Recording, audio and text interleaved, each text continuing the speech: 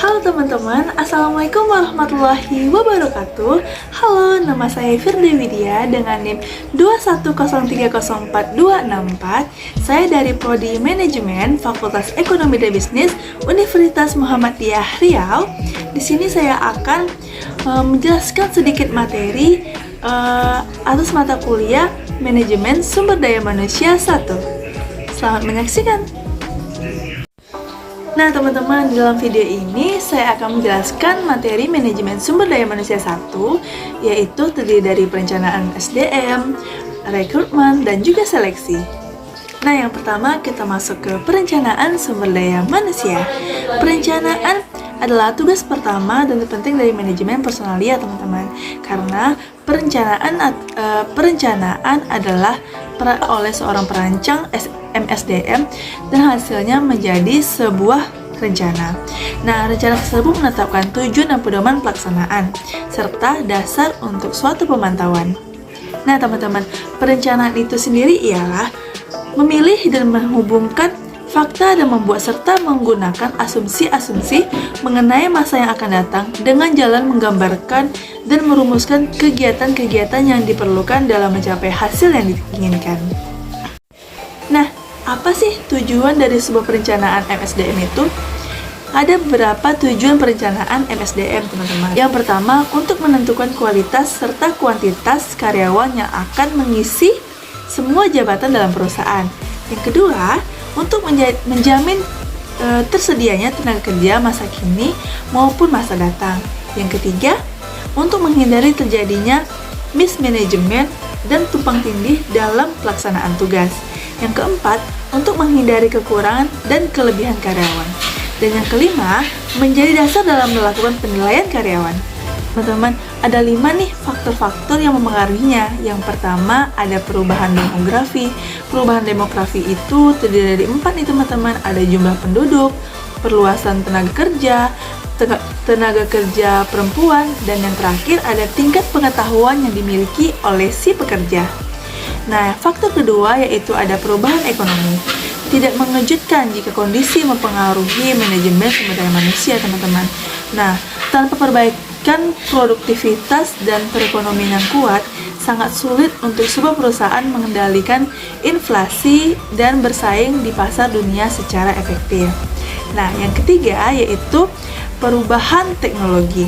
Faktor perubahan teknologi ini sangatlah penting dalam dunia persaingan perusahaan karena pengembangan dan penerapan teknologi sangat berpengaruh besar terhadap praktik organisasi dan juga manajemen. Yang keempat, kondisi peraturan dan perundang-undangan. Praktik manajemen sumber daya manusia tidak lepas dan dipengaruhi oleh hukum, teman-teman. Tanpa adanya hukum, sebuah perusahaan atau organisasi tidak akan berjalan dengan baik. Yang kelima, yang terakhir, yaitu ada perubahan perilaku terhadap karir dan juga pekerjaan. Ketiga nih faktor dalam perubahan perilaku terhadap karir dan pekerjaan. Yang pertama yaitu meningkatnya partisipasi perempuan dalam dunia kerja. Yang kedua ada bentuk baru perpindahan atau pergeseran karyawan. Dan yang terakhir, yang ketiga yaitu perubahan sikap terhadap karir dan nilai individual terhadap karir mereka. Langkah-langkah dalam perencanaan sumber daya manusia. Ada 4 nih teman-teman langkah-langkah dalam perencanaan sumber daya manusia. Yang pertama, langkah perencanaan untuk kebutuhan masa depan. Yang kedua, perencanaan untuk pengembangan masa depan. Yang ketiga, perencanaan untuk pengadaan dan seleksi atau pemberhentian sementara. Dan yang keempat, perencanaan untuk suatu pengembangan. Selanjutnya kita masuk ke materi yang kedua yaitu rekrutmen. Rekrutmen adalah suatu serangkaian aktivitas mencari dan memikat pelamar kerja dengan motivasi, kemampuan, keahlian, dan pengetahuan yang diperlukan guna menutupi kekurangan yang diidentifikasikan dalam perencanaan pegawai. Nah teman-teman, ada beberapa nih tujuan dalam rekrutmen karyawan. Ada 3 teman-teman. Rekrutmen itu sebagai alat keadilan, rekrutmen itu sebagai teknik dan memaksimumkan efisiensi, serta rekrutmen digunakan sebagai strategi responsivitas politik dari sebuah perusahaan. faktor-faktor rekrutmen perusahaan. Dasar program rekrutmen yang baik mencakup faktor-faktor berikut. Ada 4 ya teman-teman. Yang pertama yaitu mengikat banyak pelamar yang memenuhi syarat. Yang kedua yaitu tidak pernah mengkompromikan standar seleksi. Yang ketiga berlangsung atas dasar yang berkesinambungan. Dan yang terakhir, yang keempat, yaitu ada kreatif, imajinatif, serta inovatif. Ada metode rekrutmen. Metode rekrutmen yaitu terbagi menjadi 2. Yang pertama ada metode terbuka dan juga metode tertutup. Metode terbuka itu dilakukan dengan cara periklanan melalui media atau seperti media sosial dan media-media lainnya. Serta yang terakhir ada agen-agen pekerjaan yang terdiri dari agensi yang terkait dalam organisasi non-profit, agensi temporer dan penyusunan staf alternatif, agensi milik swasta, serta perekrutan tenaga kerja yang lebih beragam. Metode yang kedua yaitu metode tertutup itu meliputi menemukan kandidat internal, memperkerjakan kembali karyawan, serta perencanaan penggantian. Nah, ada beberapa kendala nih dalam melaksanakan perekrutan karyawan. Ada 3 nih teman-teman. Yang pertama ada proses rekrutmen yang terlalu rumit. Yang kedua jumlah kandidat yang terlalu banyak. Serta yang terakhir sulit untuk mendapatkan penyaringan yang efektif. Apa sih yang mempengaruhi faktor eksternal itu terhadap aktivitas rekrutmen? Yaitu ada 3. Yang pertama, rekrutmen berdasarkan faktor ekonomi. Yang kedua, rekrutmen berdasarkan pengangkatan secara politis. Dan yang ketiga, rekrutmen berdasarkan pengaruh affirmative action. Oke, selanjutnya kita masuk ke materi seleksi karyawan. Nah, teman-teman, untuk seleksi karyawan ini sangat menarik ya materinya, karena seleksi itu merupakan hal yang tidak asing dalam sebuah perusahaan, karena untuk mendapatkan karyawan baru, untuk mendapatkan calon-calon pemimpin perusahaan baru itu akan dilakukan sebuah seleksi. Nah, dalam seleksi ini pasti banyak banget yang akan kita bahas nih teman-teman. Ada beberapa faktor yang mempengaruhi seleksi, ada pengertian seleksi itu apa, dasar dan tujuan seleksi itu apa, terus ada metode yang digunakan dalam pelaksanaan seleksi, dan masih banyak lagi. Nah, untuk itu kita akan membahas satu persatu dari materi seleksi ini ya. Yang pertama yaitu ada pengertian seleksi sumber daya manusia. Apa sih yang dimaksud dengan seleksi? Seleksi itu teman-teman adalah usaha pertama yang harus dilakukan sebuah perusahaan untuk memperoleh karyawan yang qualified dan kompeten yang akan menjabat serta mengerjakan semua pekerjaan pada perusahaan. Nah, inilah yang mendorongnya pentingnya pelaksanaan seleksi dalam sebuah perusahaan. Pelaksanaan seleksi harus dilakukan secara jujur, formal, cermat, dan objektif, serta dalam hal-hal tersebut supaya karyawan diterima benar-benar sesuai dengan kualifikasi perusahaan. Nah, dalam menjabat dan melaksanakan pekerjaan mereka masing-masing. Nah, ada beberapa faktor nih yang mempengaruhi proses seleksi karyawan itu teman-teman. Ada 5 ya. Yang pertama adalah latar belakang pribadi, mencakup pendidikan dan pengalaman kerja untuk menunjukkan apa yang telah dilakukan seseorang di waktu yang telah lalu. Yang kedua, ada bakat dan juga minat untuk memperkirakan minat dan kapasitas atau kemampuan seseorang. Nah, ini bisa menjadi nilai plus ya teman-teman saat kita mendaftar ke sebuah perusahaan. Ini bisa menjadi nilai tambahan untuk kita dalam pertimbangan perusahaan untuk menerima kita sebagai karyawannya. Apa sih bakat yang kita miliki? Apa sih minatnya kita dalam sebuah perusahaan ini gitu. Nah, yang ketiga yaitu ada sikap dan kebutuhan untuk melihat tanggung jawab dan wewenang seseorang. Yang keempat yaitu ada kemampuan-kemampuan analitis untuk manipulatif, untuk mempelajari kemampuan-kemampuan pemikiran dan penganalisaan. Dan yang terakhir, yang kelima, yaitu ada keterampilan dan kemampuan teknik untuk menilai kemampuan kita dalam pelaksanaan aspek-aspek teknik pekerjaan. Jadi jika kita mempunyai keterampilan yang unik, kita mempunyai bakat yang membuat perusahaan bisa menerima kita, nah itu membuat nilai plus dari perusahaan untuk kita, karena dengan begitu mereka mungkin akan membuat bisa mempertimbangkan kita itu bisa diterima nggak sih di sebuah perusahaan mereka gitu. Selanjutnya ada dasar dan juga tujuan dari proses seleksi itu.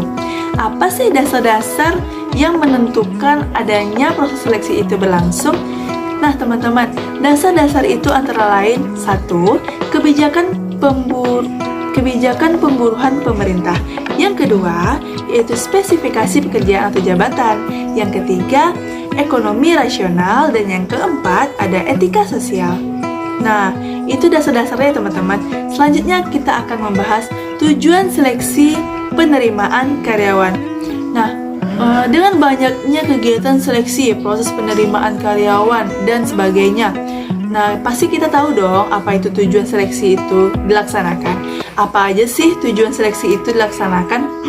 Ada banyak banget teman-teman tujuan seleksi itu dilaksanakan dalam sebuah perusahaan. Yang pertama, agar mendapatkan karyawan yang sesuai kualifikasi. Yang kedua, agar mendapatkan karyawan yang jujur dan disiplin. Yang ketiga, karyawan yang cakap dan penempatan yang tepat, dengan penempatan yang tepat. Yang keempat, karyawan yang terampil dan bersemangat dalam bekerja. Yang kelima, untuk mendapatkan karyawan yang memenuhi persyaratan undang-undang perburuan. Yang keenam, ada karyawan yang dapat bekerja sama baik secara vertikal maupun horizontal. Yang ketujuh, karyawan yang dinamis dan kreatif. Yang kedelapan, ada karyawan yang inovatif dan bertanggung jawab sepenuhnya terhadap pekerjaan yang akan diberikan oleh perusahaan. Nah, yang kesembilan, karyawan yang loyal dan berdedikasi tinggi. Yang kesepuluh, mengurangi tingkat absensi turnover karyawan. Dan yang kesebelas, karyawan yang mudah dikembangkan pada masa depan. Yang ke-12, karyawan yang dapat bekerja secara mandiri. Dan yang terakhir, karyawan yang mempunyai perilaku dan budaya malu atau memiliki etika atau yang kita sering sebut dengan attitude ya teman-teman, yang memiliki etika atau attitude yang baik. Nah, untuk itu sangatlah penting sebuah perusahaan melaksanakan atau mengadakan kegiatan proses seleksi karyawan. Perencanaan perekrutan pegawai. Ada dua nih teman-teman cara untuk menentukan jumlah pegawai karena faktor penjualan tersebut. Yang pertama, ada pendekatan analisis beban kerja. Dan yang kedua, yaitu ada pendekatan jumlah penjualan. Selanjutnya, penempatan jumlah karyawan. Penempatan jumlah perusahaan yang dibutuhkan harus benar-benar diperhitungkan secara cermat teman-teman, supaya karyawan yang akan diterima tepat sesuai dengan volume pekerjaan. Mengapa demikian? Agar sebuah perusahaan itu bisa tahu nih, di tempat ini membutuhkan beberapa karyawan dan di jabatan ini membutuhkan beberapa karyawan. Karena dengan begitu sebuah perusahaan akan bisa berjalan dengan baik dalam meniti suatu pekerjaan. Nah, dapat dilakukan dengan dua cara nih atau dua metode, yaitu ada metode ilmiah dan juga metode non-ilmiah. Metode non-ilmiah itu yaitu jumlah karyawan yang dibutuhkan hanya didasarkan atas perkiraan-perkiraan saja, bukan atas perhitungan yang cermat dan juga volume pekerjaan dan standar prestasi pekerja. Metode ini mengakibatkan jumlah karyawan yang diterima tidak sesuai dengan kebutuhan volume pekerjaan, sehingga menimbulkan suatu kerugian. Nah, jadi cara atau metode non-ilmiah ini kurang efektif ya teman-teman dalam sebuah penempatan karyawan. Yang kedua, yaitu ada metode ilmiah. Jumlah karyawan yang diterima betul-betul atas perhitungan dan analisis beban kerja serta standar prestasi pekerja. Nah, analisis beban kerja adalah penentuan jumlah pekerja yang yang diperlukan untuk menyelesaikan suatu pekerjaan dalam jangka waktu tertentu. Nah, yang terakhir kita akan membahas yaitu sumber-sumber calon pegawai. Sumber-sumber yang paling sering digunakan perusahaan untuk mendapatkan pekerjaan adalah melalui di sini ada 10 ya teman-teman. Yang pertama ada iklan atau advertensi. Nah, pencarian melalui iklan dilakukan dengan 2 pertimbangan utama, yaitu kepraktisan dan tidak dikenalnya calon pegawai sehingga proses seleksi diharapkan lebih objektif. Yang kedua, yaitu ada kantor penempatan tenaga kerja. Kantor penempatan tenaga kerja menjalankan seleksi dan pemilihan orang sampai tingkat tertentu, teman-teman. Jadi, keputusan penerimaan di tangan perusahaan atau bahkan perusahaan tinggal menunggu hasil jadinya saja. Jadi, tergantung kesepakatan bersama. Nah, yang ketiga yaitu ada sumber dari perusahaan sendiri. Nah, ini merupakan cara rekrutmen yang relatif lebih murah dan juga praktis. Mengapa demikian? Karena cara ini juga sekaligus digunakan sebagai promosi pegawai. Nah, bagi pegawai yang berprestasi atau pegawai yang sudah memenuhi syarat untuk naik ke jabatan yang lebih tinggi lagi, itu perusahaan tidak perlu untuk jauh-jauh mencari calon pegawai. Jadi, hanya tinggal atau bisa dicari dari sumber perusahaan itu sendiri. Nah, yang keempat, yaitu ada rekomendasi dari pegawai yang sudah bekerja sebelumnya. Cara ini dilakukan dengan memberikan kesempatan kepada pegawai tertentu memberikan rekomendasi berdasarkan pengalaman sebelumnya. Yang kelima, yaitu ada lembaga pendidikan. Lembaga pendidikan ini, dengan cara ini juga sudah dilakukan oleh LP3I ya, teman-teman. Biasanya dilakukan karena atas dasar pengalaman perusahaan sebelumnya. Nah, yang keenam yaitu ada lamaran yang masuk secara kebetulan. Apa sih yang dimaksud lamaran yang masuk secara kebetulan itu? Nah, cara ini kurang bisa diandalkan karena proses berlangsungnya secara kebetulan sehingga manajemen tidak mempunyai pilihan. Misalnya ada yang ngelamar secara tiba-tiba, tapi kita tidak membuka nih proses seleksi, namun dia masuk atau melamar begitu saja sehingga perusahaan seperti tidak memiliki pilihan sehingga menerima karyawan tersebut atas dasar kebutuhan perusahaan. Yang ketujuh yaitu ada nepotisme. Nepotisme adalah pemberian kesempatan terlebih dahulu kepada kenalan, famili, pegawai lama atau pihak lain yang dikenal oleh manajemen. Yang kedelapan yaitu ada leasing atau kontrak. Nah, cara ini dipakai oleh perusahaan yang tidak mau direpoti oleh pegawai, walaupun untuk itu ia harus mengeluarkan biaya lebih. Nah, yang kesembilan ada serikat pekerja. Serikat pekerja ini kurang umum sih dilakukan oleh sebuah perusahaan atau di Indonesia karena penyebabnya adalah belum adanya serikat buruh atau serikat pekerja yang kuat di suatu profesi di negara kita. Dan yang terakhir yaitu merekrut karyawan dari perusahaan lain, teman-teman. Perusahaan atau partner kita atau mitra kita gitu. Jadi merekrut dari perusahaan lain itu sering disebut kurang etis sih untuk dipraktikkan. Kenyataannya yang sering dilakukan karena kelemahan metode ini adalah perusahaan mengalami ancaman dibajak oleh perusahaan lain karena sebagian besar pertimbangan pegawai mau dibajak karena adanya alasan finansial, sehingga bila ada perusahaan lain memberikan penawaran lebih, ia akan melakukan tindakan yang sama. Jadi dari 10 cara untuk mendapatkan sumber-sumber calon pegawai ini, ada beberapa yang efektif dan juga ada beberapa yang tidak efektif ya teman-teman. Jadi tidak semua cara ini benar-benar efektif dilakukan perusahaan. Jadi kita sebagai perusahaan atau sebagai pemimpin perusahaan harus bisa memilih dan memilah mana sih cara yang bagus untuk bisa menyeleksi karyawan baru di perusahaan kita. Oke teman-teman, sekian ya penjelasan dari saya tentang materi mata kuliah Manajemen Sumber Daya Manusia 1. Semoga video ini dapat bermanfaat untuk kita ke depannya sebagai pembelajaran dan sebagai contoh atau panutan untuk kita menjalankan aktivitas ke depannya. Nah, terima kasih sudah menonton. Wassalamualaikum warahmatullahi wabarakatuh. Bye-bye!